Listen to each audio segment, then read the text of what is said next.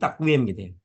Hingga seorang ulama namanya Muhammad Ali Asy-Syabuni ya, dalam Syahwah At-Tafasir, beliau pernah menegaskan gitu ya, bahwa Allah telah menciptakan kita manusia dalam sebaik bentuk, kemudian disifati dengan keluhuran dan kesempurnaan sifat.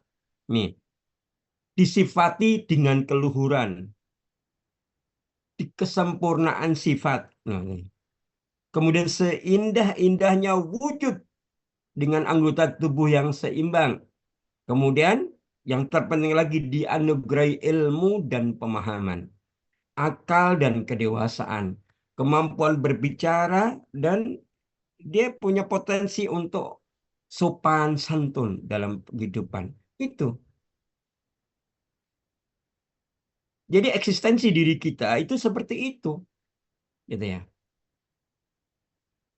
Hadirin yang dimuliakan Allah Ta'ala. Maka akhirnya diri kita itu menjadi sebaik-baik apa? Sebaik-baik keadaan makhluk. Diri kita sebaik-baik apa? Keadaan makhluk. Sebaik-baik keadaan makhluk gitu ya. Itu namanya. Kita diberikan kemampuan mulai dari kemampuan secara fisik sampai psikis. Kemampuan secara fisik kemudian secara psikis, secara kejiwaan gitu ya. Sehingga kita itu misalnya nih gitu ya. Kalau kita kejiwaan kita misalnya tidak aktif, tidak berfungsi, maka kalau misalnya kita makan, kita nggak merasakan kenikmatan, bukan dalam hal rasa ya. Mungkin kalau rasa kita rasakan enak gitu. Tapi kenikmatan dan keberkahan dari rezeki yang Allah berikan itu kita nggak merasakan. Kalau jiwa kita tidak hidup. Seperti sekarang ini ya. Secara fisik, secara zahiriah kita duduk manis di majelis ini. Gitu ya. Kalau jiwa kita itu hidup, maka batin kita merasakan kepuasan. Kemudian kita merasakan kalau Allah berjanji melalui nabinya Sallallahu Alaihi Wasallam bahwa kalau kita duduk di majelis ini, maka Allah akan meliputi sakinah, meliputi ketenangan gitu. Senang banget kita kalau duduk di majelis Ilmu. ilmu gitu ya. Jadi gitu. Oleh karena itu sampai akhirnya Allah itu menciptakan kita dengan apa? Ya dengan karena desain sempurna itu diberikan potensi yang namanya akal sehingga kita bisa Berpikir. berpikir. Kemudian sekarang bisa menimba berbagai ilmu pengetahuan dan kita pun diberikan kemampuan mewujudkan segala segala keinginan kita, inspirasi kita gitu ya. Gitu ya. Dan kemampuan itu tidak Allah berikan kepada ciptaan yang ciptaan yang Yang lain gitu ya. Maka benarlah ketika Ibnu Qayyim rahimahullah mengatakan kalau kita itu kalau tadi kan di awal dengan awalam yatafakkaru fi anfusihim, kita suruh memperhatikan apa-apa yang ada dalam diri diri diri kita. kita. Berarti kan kita tidak hanya tidak hanya diri kita untuk melihat di luar diri kita, tapi bagaimana diri kita melihat Diri kita. diri kita. Maka itulah kita akan semakin mengerti. Aku adalah itu. Aku. Aku. Jadi kita bisa membuat definisi yang mungkin berhalaman banyak, halamannya banyak. Aku adalah aku adalah titik-titik, aku adalah begitu. Begitu. Maka Ibnu Qayyim mengatakan, barang siapa mengenali dirinya, niscaya ia akan sibuk memperbaiki diri dan tidak peduli dengan aib orang lain. Dan kata Ibnu Qayyim, barang siapa mengenali Robnya, niscaya ia akan sibuk beribadah kepadanya, tidak peduli lagi dengan hawa nafsunya. Gitu. Maka benarlah kalau Ibnu Hajar Asqalani mengatakan bahwa sebenarnya di dunia ini kan ada musuh, ada kawan, gitu ya. Betul nggak? Betul. Ya, ada musuh, ada kawan. Dan tahukah kau siapa musuh yang paling besar itu? Hawa nafsu. Diri kita sendiri. Mm-mm. Diri sendiri. Iya, begitulah yang disampaikan dalam munabuhat ala istidad li yaumil mi'ad gitu. Ibnu Hajar mengatakan tidaklah musuh yang paling besar dalam ya kehidupan ini kecuali diri kita sendiri. Maka sangat dalam kutip ya mengatakan sangat pandir, sangat bodoh katanya. Pandir itu berarti dia lebih bodoh daripada keledai. Sangatlah pandir katanya, kata Ibnu Hajar. Bagi siapapun yang menganggap ada musuh yang lebih besar daripada dirinya sendiri. Sampai begitu. Gitu ya. Sampai belum menegaskan ya barang siapa yang menyangka ada yang lebih besar ya memusuhi dirinya daripada nafsunya sendiri berarti dia kurang kurang mengenal pribadinya sendiri begitu. Gitu pada ini. Maka sekarang kita akan menengok bagaimana penjelasannya gitu ya. Ini itu. Ya. Coba sekarang terkait dengan surat apa tadi? Rum ayat berapa tadi? 8 ya. Nah, sekarang dibuka surat Fusilat. Surat Al-Fusilat. Surat Fusilat itu surat 41 ayatnya 53.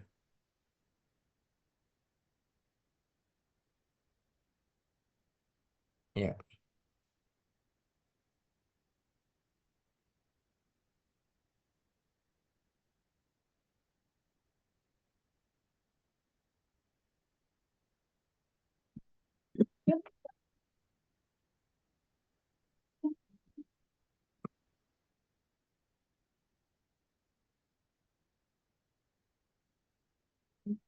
Tiga. Suratnya 53. A'udzu billahi minasyaitonir rajim. Bismillahirrahmanirrahim. Sanurihim ayat Sanurihim ayatina fil afaqi wa fi anfusihim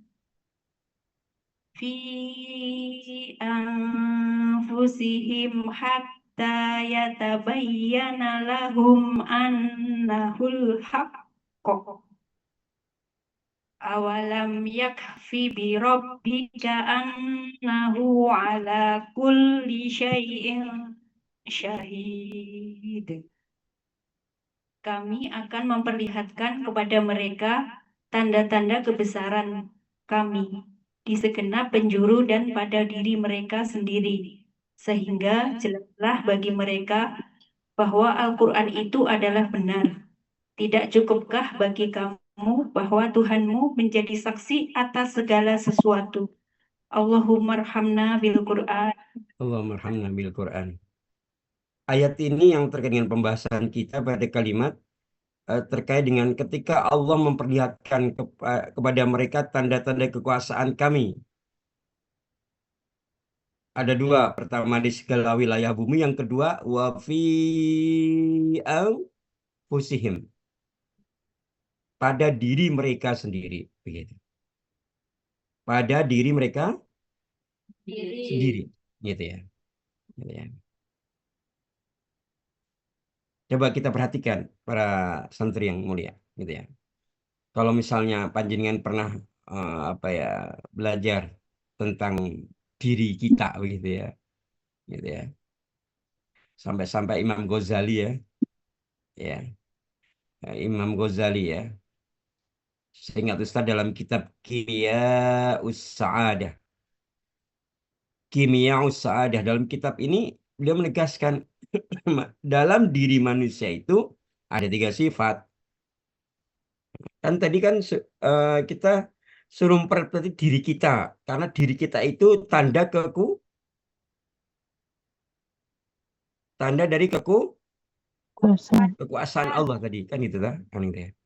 Maka dalam kimia Sa'adah, Imam Ghazali menegaskan dalam diri kita ini, dalam diri manusia itu ada 3 sifat. Nah, yang pertama sifatul bahaim, yang kedua sifatul syayatin, yang ketiga sifatul malaikah. Ada tiga itu.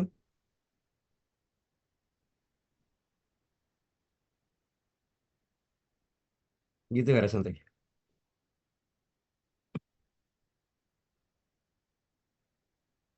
Yang pertama sifatul bahaim. Apa itu?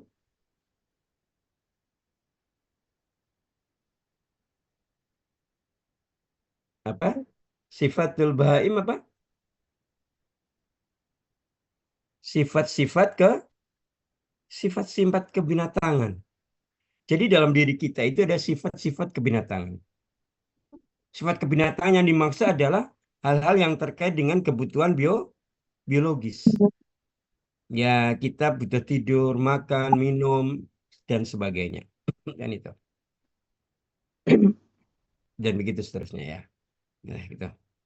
Kemudian yang kedua apa tadi? Sifatus syayatin. Jadi ada sifat-sifat setan dalam diri kita. Setan itu kan representasi dari Burukan. jadi dalam diri kita itu ada potensi untuk berbuat keburukan. Sedangkan yang ketiga tadi apa? Sifatul malaika.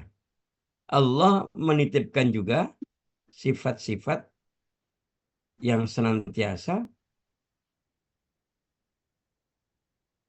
memberikan ketaatan kepada Allah. Sifat-sifat yang selalu di situ dia ingin memuji Allah, memberikan ketaatan secara totalitas kepada kepada Allah. Begitu.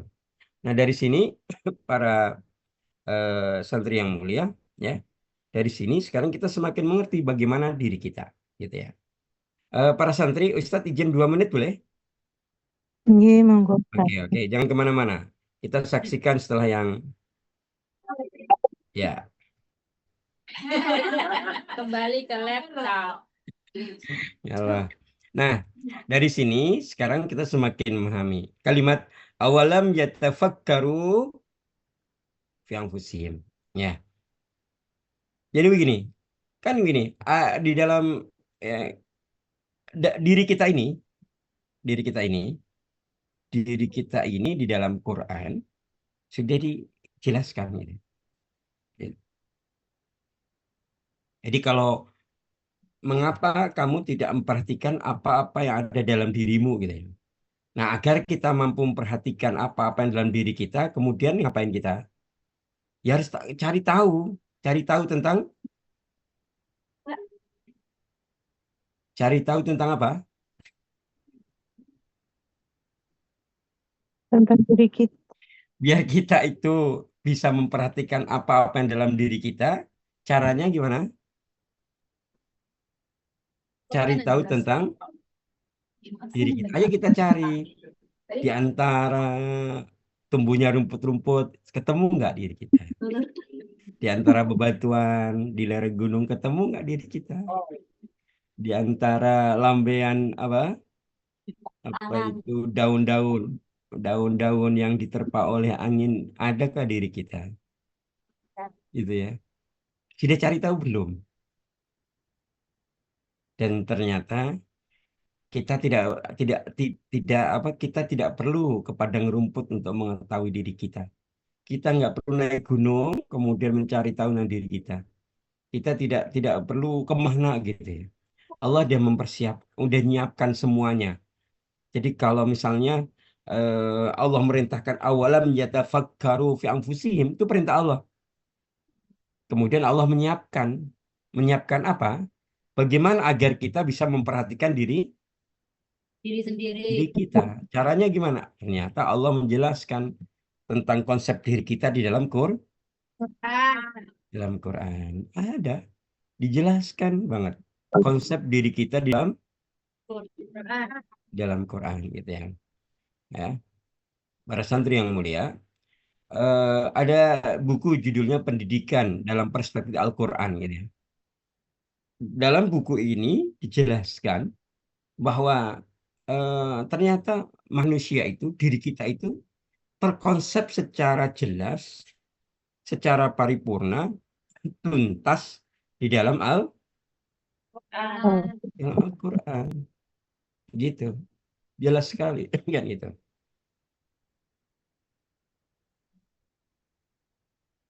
Gitu ya. Nah, ternyata dalam Al-Quran itu menyebut diri kita, ya, tentang diri kita ini dengan beberapa kata, gitu ya.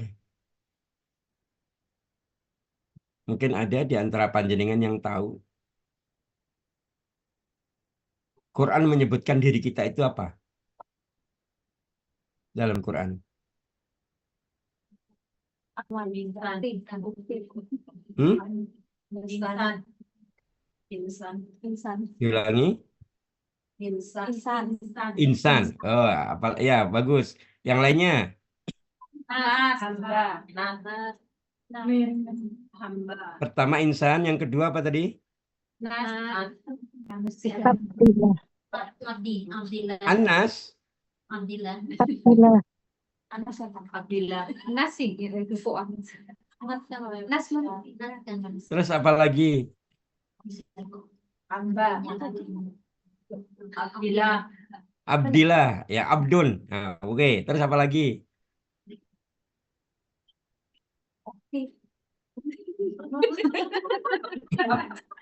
Hamba sahaya. Hamba. Apa lagi? Masih ada nggak? Ya, tahu. Ya. Dikasih PR. Ya, baik. Jadi gini. Jadi Al-Quran itu menyebutkan tentang diri kita itu dengan beberapa, ya. Tadi yang tadi disampaikan, yang pertama adalah tadi abdi atau abdun. Abdul. Ada itu, ada memang disebutkan di dalam Quran gitu ya, abdun ya. Abdun gitu ya. Kemudian berarti ketika ketika ketika Quran itu menyebut diri kita abdun, nah, ya, abdun. Tahu nggak panjenengan abdun itu artinya apa? Hamba. Hamba. Hmm? Hamba Allah. Iya. Jadi ternyata perlu panjenengan ketahui bahwa abdun artinya sebenarnya hamba. Tapi itu sebenarnya ini ya, kata kerja itu. Kata kata kerja. Jadi hamba itu atau abdun atau abdi itu kata kerja. Kata kerja apa? Fi'il apa? Amr. Lah, fi'il madhi. Fi'il madhi. Kata kerja lampau gitu ya. Mm-mm. Dalam Quran disebutkan bahwa kata hamba ini fi'il madhi itu terdapat di 5 tempat, 5 kali gitu ya dalam Quran. Nah, dalam hal ini memiliki beberapa makna, ya, gitu ya. Makna pertama kan kita ingin tadi ya, awalam yatafakkaru fi anfusihim, biar kita memperhatikan diri kita tak?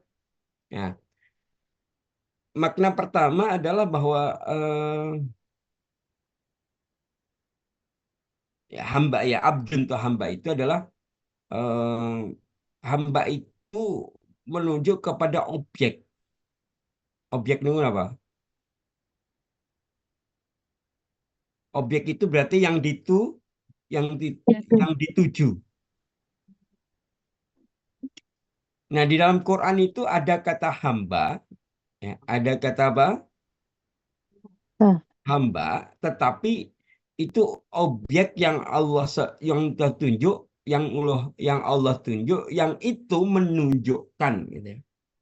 Menunjukkan sekumpulan hamba Allah yang menyembah tagut, gitu ya, gitu ya.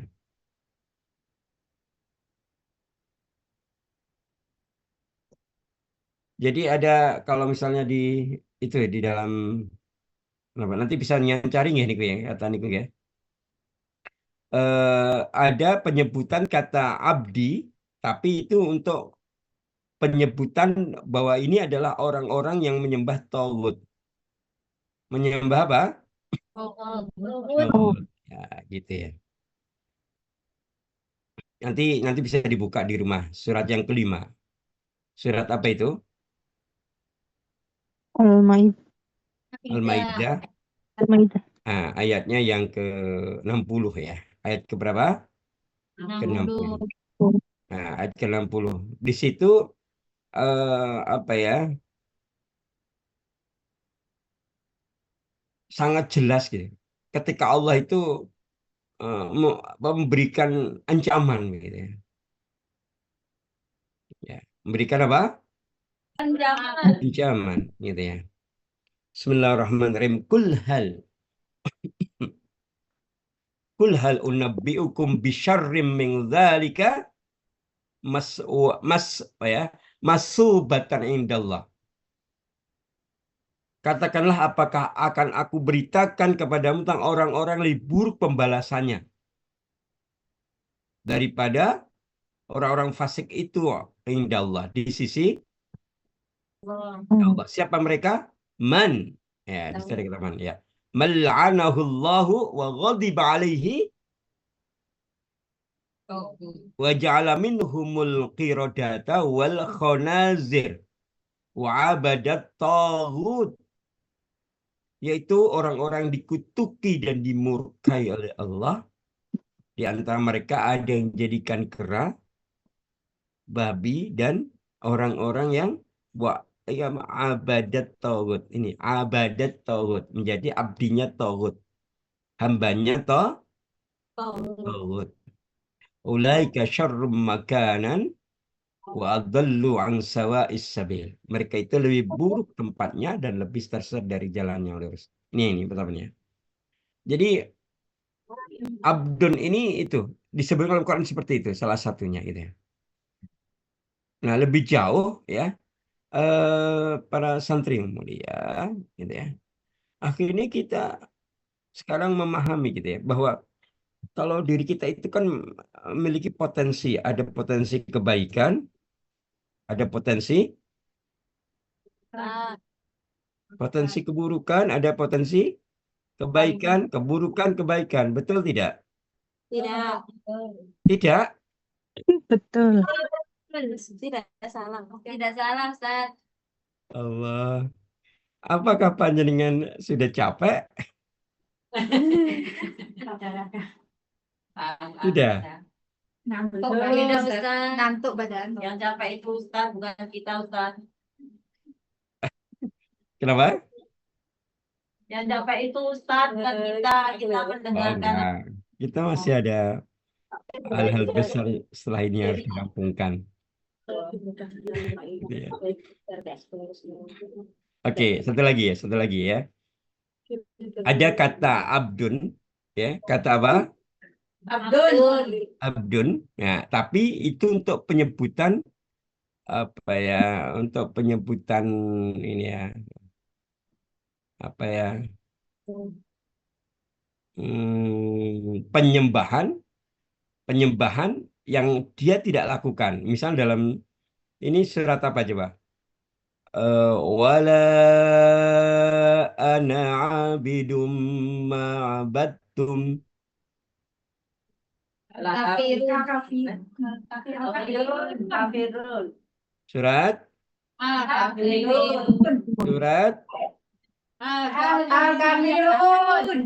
Al-Kafirun. Surat Al-Kafirun. Oke. Dan aku tidak menjadi penyembah apa yang kamu sembah. Begitu ya. Dan aku tidak pernah menjadi penyembah apa yang kamu sembah kan, gitu kan.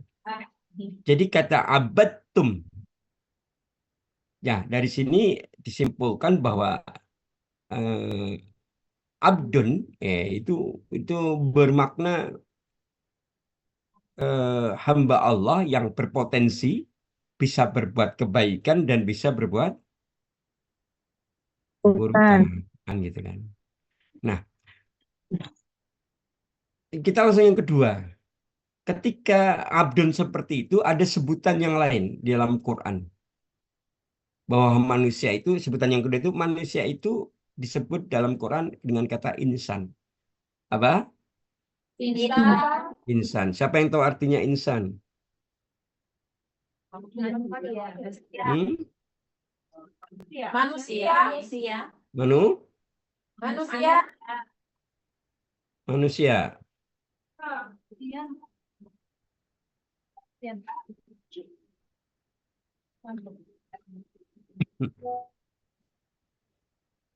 Manusia.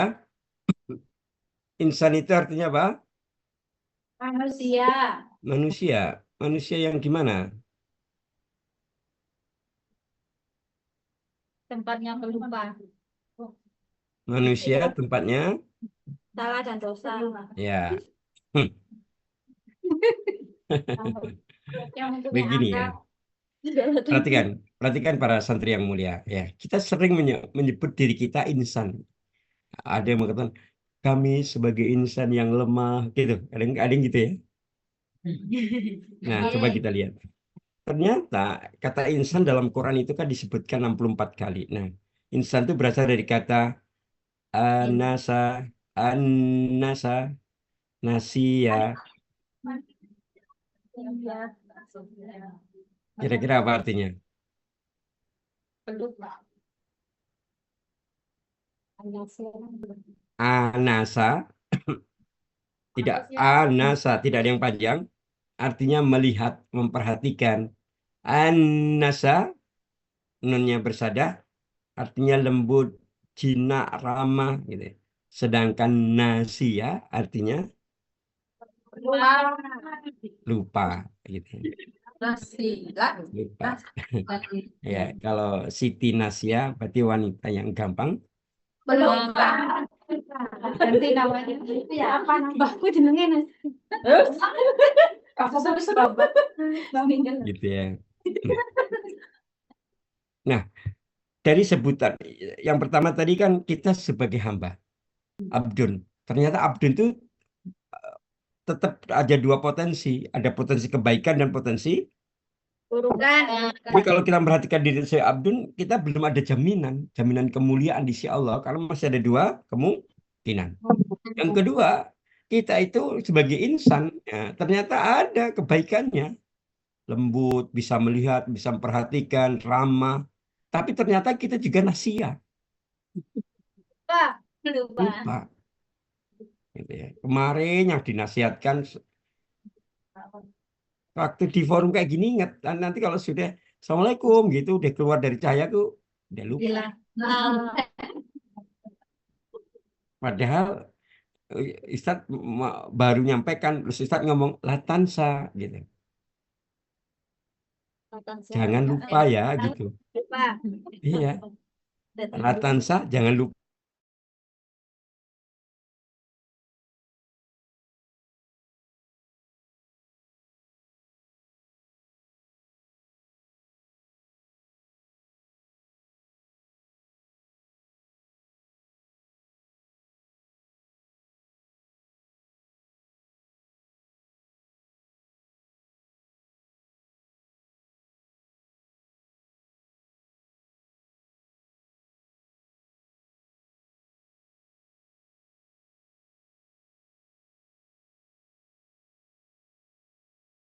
Itu berarti Al-Quran, Allah melalui Quran mendeklir bahwa kita itu anak keturunan Adam. Gitu kan? Dari siapa? Dari siapa? Itu Adam dari siapa? Jenengan? Ke Dari siapa kok cicing waya tuh nya? Jawab Kita keturunan Adam dari siapa? Pak. Dari Nuh. Dari dulu. Dari Nuh. Kenapa kok dari Nuh? Karena ketika banjir bandang itu semua habis bumi ini. Kecuali yang dari turunan itu. kapal. Itu versi yang paling kuat. Kemudian anaknya 4 itu. Nah, 4 ini kemudian Ham gitu ya, Yafis gitu ya. Ini kemudian berkembang biak di berbagai belahan bumi. Nah, sampailah kita, gitu kan, Bani Adam. Nah, jadi jangan lupa Kita Bani Adam tapi dari Nuh. gitu ya. Ya gitu ya. Nah, jadi kan kalau misal dari Bani Adam, kira-kira dari Habil apa Qabil? Keturunannya Habil apa Qabil? Habil. Habil, Habil kan sudah meninggal sebelum menikah. Enggak yang baik, Ustaz.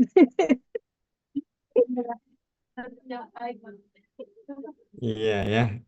Jadi kan yang berkembang biak kan keturunannya kok Kopi. Qabil gitu ya. Pilihan. Iya. Tapi kan ternyata Ibunda Hawa itu melahirkannya 20 kali. Jadi tidak hanya Habil dan Qabil gitu ya. Jadi kita belum tentu keturunannya Qabil gitu ya. Iyalah. Tapi bisa juga gitu. Kita kan tidak tahu. Nah, baik. Nah, berikutnya, habis ini kesimpulan ya.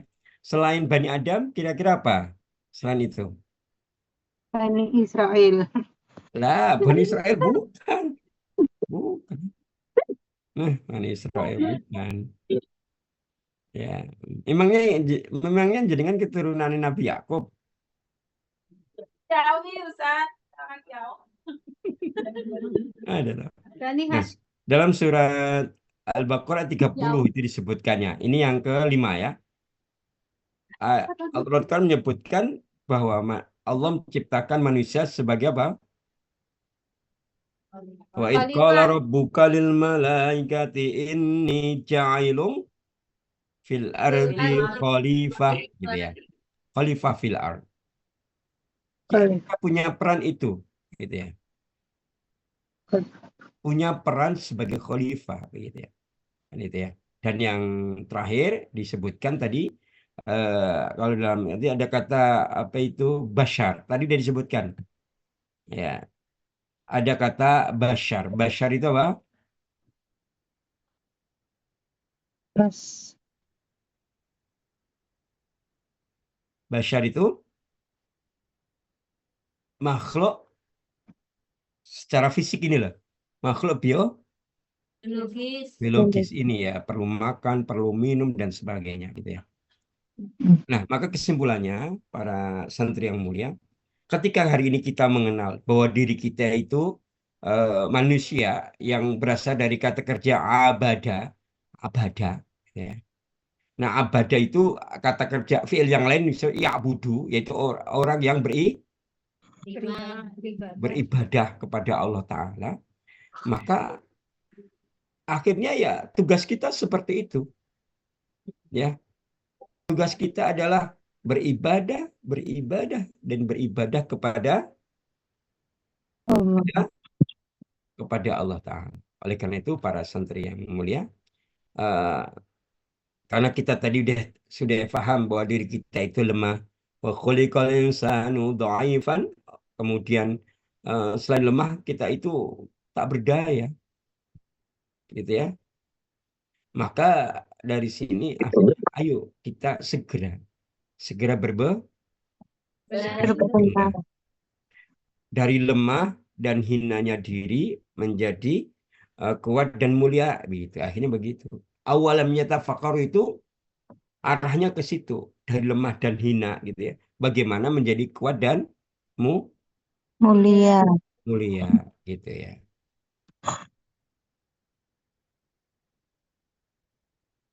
Bagaimana caranya? Ya pertama ya kita menambah apa itu ketaatan kepada Allah. Sekarang gimana gitu. Contoh misalnya, kalau kita memahami zikir gitu, jangan menyebut nama Allah berapa kali sehari. Banyak kali Ustaz. Banyak kali, Masya Allah ya, luar biasa. Dihitung nggak? Tadi itu Ustaz. Ya dihitung ya, itu ya. Maka kalau ada rahasia para wali itu, zikirnya para wali itu adalah nafas. Setiap tarikan nafas, hatinya membaca Allah. Setiap hembusan nafas, hatinya menyebut nama Allah. Begitu.